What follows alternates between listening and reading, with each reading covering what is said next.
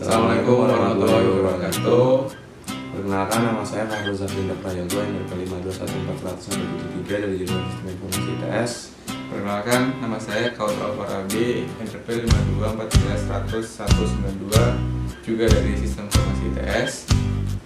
Nah, pada pagi hari ini kita akan melakukan penjelasan tentang demo tentang final project DMJK. Nah, saya akan menjelaskan aplikasi yang akan kami presentasikan. Aplikasi yang akan kami presentasikan yaitu bernama aplikasi Wireless atau Wireless Order. Nah, kita menggunakan aplikasi Wi-Fi Chat untuk dijadikan dasar dari pembuatan program kami. Nah, untuk fitur-fiturnya kira-kira ada. Jadi kita tidak perlu chat ini. Jadi aplikasi ini diperuntukkan untuk dua orang, yaitu untuk chef dan untuk waiter. Nah, untuk chef itu jadi kita bisa melihat apa saja pesanan yang dimasukkan oleh waiter. Jadi tinggal mengklik menu apa, maka si koki atau chef akan tahu untuk memasak apa untuk. Lalu bisa juga dilakukan cancel order di bagian aplikasinya jika ordernya itu dibatalkan. Jadi aplikasi ini terdapat masih berbasis ini ya, masih berbasis chat ya. Jadi kalau misalnya menu yang kita kirim itu juga masih berupa bubble chat, tapi untuk dua orang, komunikasi dua arah, yaitu koki sama waitersnya. Nah, aplikasi yang kita buat ini tentunya juga berbau DMJK yang terletak pada bagian Wi-Fi Direct-nya. Nah, Wi-Fi Direct sendiri ini merupakan fitur dari Android setelah versi 4 ke atas. Nah, di situ kita bisa connect dengan device lain berdasarkan modul wirelessnya. Nah, di situ kita bisa bertukar pesan atau kita bahkan bisa mengirimkan file atau membuat FTP, tergantung bagaimana kita mengimplementasikan Wi-Fi Direct tersebut.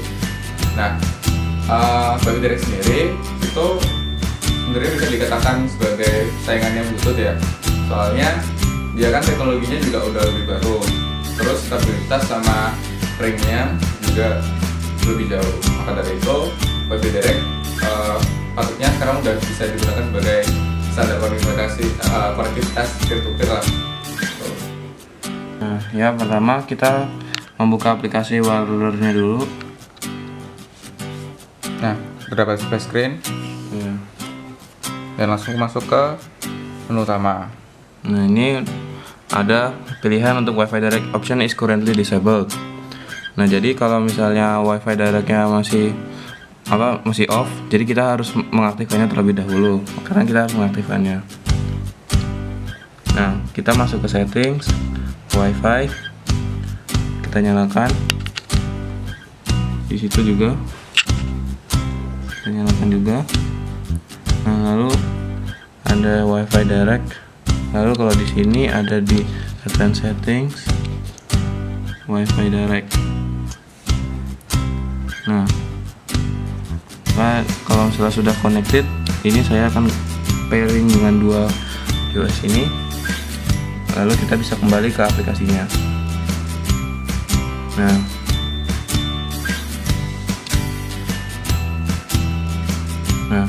di sini kita sudah membuat profil untuk tiap pegawainya. Nah, di sini ada waiter dan ada chef.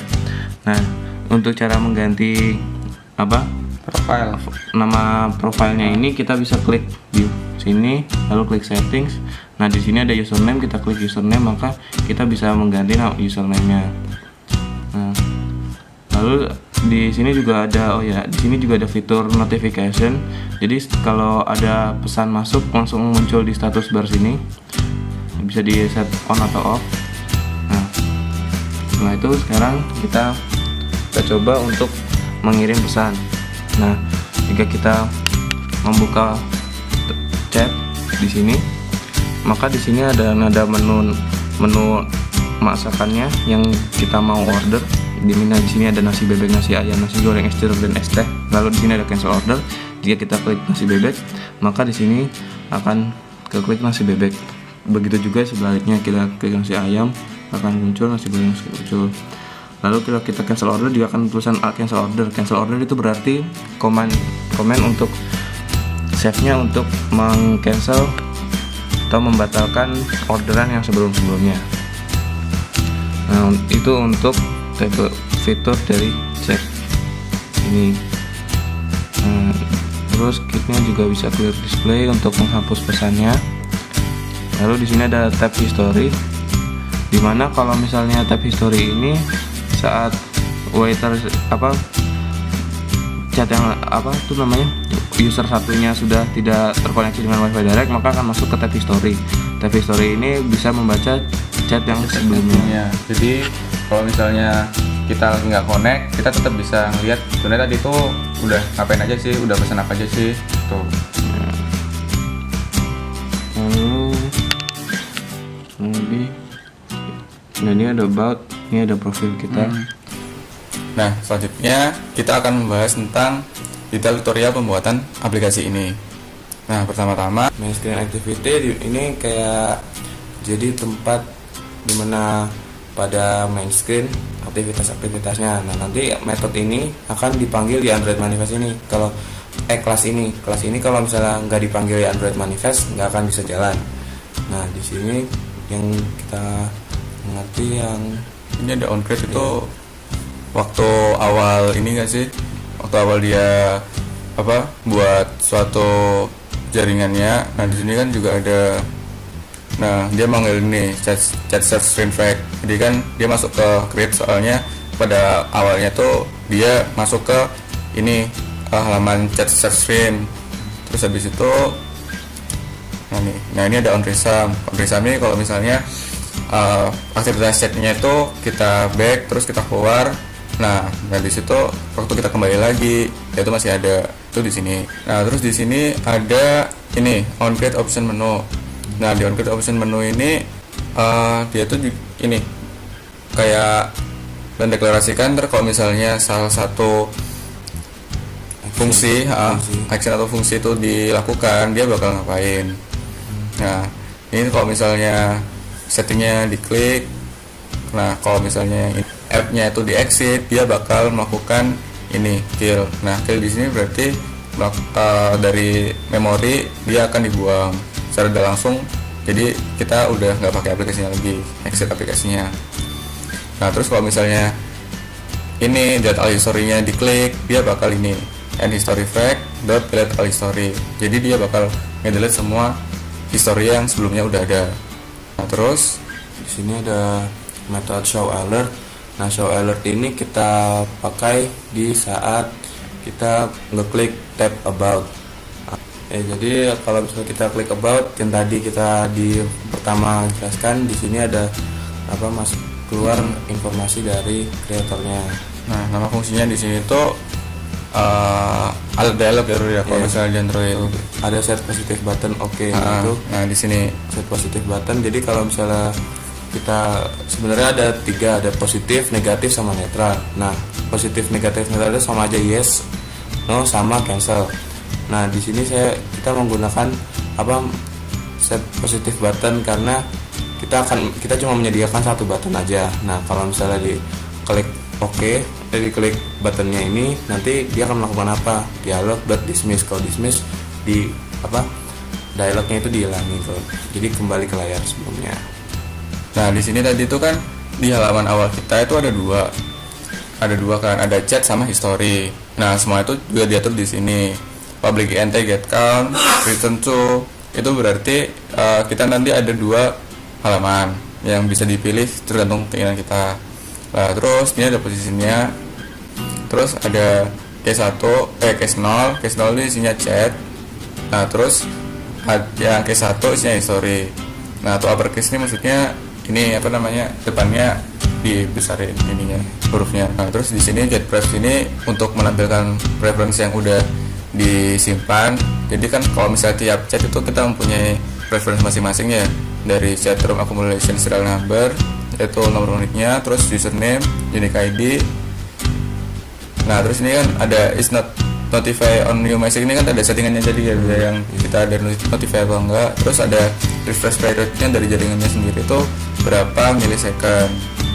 Nah ini untuk menyimpan preferensinya. Nah tadi itu ketika kita memanggil fungsi kill, metode kill, nah ternyata dia tuh udah dibuat di sini. Nah selanjutnya kita akan bahas tentang dua kelas yang berkaitan dengan Wi-Fi, yaitu Wi-Fi Direct Broadcast Receiver Java sama Enable Wi-Fi Direct Dialog. Nah yang akan dijelaskan oleh Farul. Yang pertama ini dulu ya, Wi-Fi Direct Dialog. Nah Wi-Fi Direct Dialog ini jadi kita membuat metode untuk mengambil aktivitinya, cara untuk menjalankan Wi-Fi-nya ini. Nah jadi di sini ada dialog on that dialog. Jadi kalau misalnya yang tadi the Wi-Fi direct option is currently disabled. Nah kalau misalnya dia nemuin kalau Wi-Fi directnya itu belum aktif atau belum ada paired device, dia akan mengeluarkan alert ini. Nah kalau misalnya di sini ada dua button, ada positif button dan negatif button. Ini dulu jelasin ya. Nah, jadi dua ini yes or no. Jadi kalau misalnya yes, dia akan masuk ke action setting. Nah action settingnya ini kalau di Android Studio jadi langsung masuk ke setting utama dari Androidnya itu. Jadi kayak ada setting Wi-Fi, Bluetooth, itu masuk ke setting namanya action settings. Nah ini langsung return builder create. Jadi create the alert dialog object and return it. Lalu selanjutnya itu Wi-Fi Direct Broadcast Receiver. Wi-Fi Direct Broadcast Receiver ini dia manage jaringan Wi-Fi Direct-nya. Nah terus ini ada Public Void on Receive. Nah jadi dalam Public Void on Receive ini terdapat beberapa aktivitas di mana ketika Wi-Fi Direct-nya udah terpairing, terus dia bakal ngecek. Nah di sini ada if-nya, dia bakal ngecek kalau misalnya peer-to-peer-nya tuh sudah enable apa enggak. Kalau peer-to-peer-nya udah enable, dia bakal langsung ke proses selanjutnya. Ini dia bakal langsung refer ke sini. Nah kalau misalnya dia masih disable, dia akan minta buat reconnect. Ada public Wi-Fi P2P device array. Nah jadi di sini semua informasi yang pertukaran antara Wi-Fi direct itu bakal disimpan di array ya. Iya. Nah ini ada ini misalnya akan nambah pasti kalau kirim chat kan ada teksnya. Biasanya teksnya itu disimpan di array-nya ini. Nanti kalau misalnya mau dipanggil harus panggil objek ini. Nah ini kalau ini adalah fitur aplikasi dari yang Chathawk itu. Nah ini Chathawk ini bisa bikin kayak grup chat gitu. Nah kami tidak menggunakan metode ini karena kami cuma bikin untuk 2 orang. Oke, sekian penjelasan singkat dari algoritma aplikasi kami ya.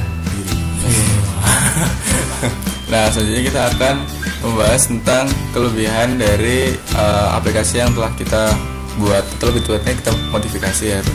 Nah di sini bisa dilihat sebelah kanan yaitu aplikasi Wiredir yang udah kita buat, dan aplikasi aslinya yang di kiri Chathawk. Nah perbedaannya itu ada pada inputnya. Nah ini bisa dilihat di activity-chat.xml ya. Jadi pada Chathawk input yang digunakan yaitu berupa alphanumeric. Jadi dia keyboard dan itu terserah kita bakal ngisi apa aja sesuai dengan pesan yang ingin kita sampaikan pada penerima. Nah itu kan memang prinsip dasar dari sebuah aplikasi chat. Nah di situ kita rubah menjadi inputnya udah fix. Jadi tergantung oleh restoran mana nih yang kepingin pakai aplikasi ini. Jadi ntar dia bisa modif menunya yang udah disediakan seperti di sini. Di sini ada 5 menu dengan 1 cancel order. Nah di sini kita menggunakan button. Kemudian dari button tersebut kami istilahnya kita membuat metode baru yang istilahnya ketika tombol ini nih ditekan, dia akan menampilkan pesan yang ada di tombol tersebut. Ini kalau misalnya dia itu on click, jadi komennya itu Android jadi 2 on click, dia bakal onsend button click. Nah, onsend button click ini kita bisa lihat metodenya. Nah, onsend button click ini dia bentar bakal ngeluarin message nasi goreng. Nah, sebenarnya ini merupakan metode menampilkan ini ya, apa saja yang kita ketik kalau misalnya kita di sini. Nah, kalau misalnya kita di sini, kita juga bisa menampilkan ini sebenarnya sama aja, tapi kita modifikasi jadi seperti ini. Di sini juga kita menambahkan splash screen ya, splash.xml. Nah, ini gambarnya yang untuk kayak opening screen-nya. Nah, di sini kita ada metodenya ini linear layout. Jadi kita menggunakan linear layout untuk mengatur posisi dari si gambarnya ini. Nah, di sini ada Android background drawable splash image. Nah, cara untuk memasukkan splash image ini ke folder drawable itu, jadi kita masuk ke directory dari projectnya ini, lalu kita masuk ke folder flash dan ada folder namanya drawable. Nah, di drawable ini kita masukkan image yang kita mau, splash image. Nah, resolusinya yang kita pakai itu 800 kali 1280. Nah, setelah di sini kita buat nama ininya, Java-nya. Nah, ada kelasnya di sini. Nah, di sini ada namanya metode thread run tutup kurung. Nah, di sini ada sleep dalam kurung 3000. Nah, di sini maksudnya dalam berapa milisecond durasinya dari splash screen tersebut sampai ke aktivitas selanjutnya. Nah, di sini finally intent new intent and ini splash screen this main screen activity, maksudnya jadi setelah nanti si splash screen-nya ini muncul, aktivitas apa yang setelah dari splash screen ini yang dijalankan, yaitu main screen activity.class. Nah, ini memanggil si main activity yang ini, screen activity. Nah, supaya metode ini bisa jalan, kita harus panggil di Android manifest. Nah, Android manifest ini yang tadi sudah dikatakan dari awal.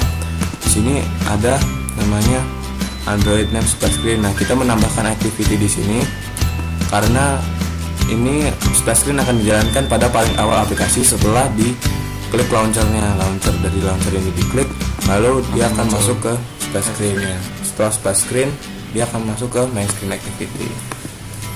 Nah, selain kita udah menambahkan tadi itu 2 fitur yang kita buat sendiri, kita juga menambahkan tadi yang memodif GUI-nya seperti apa.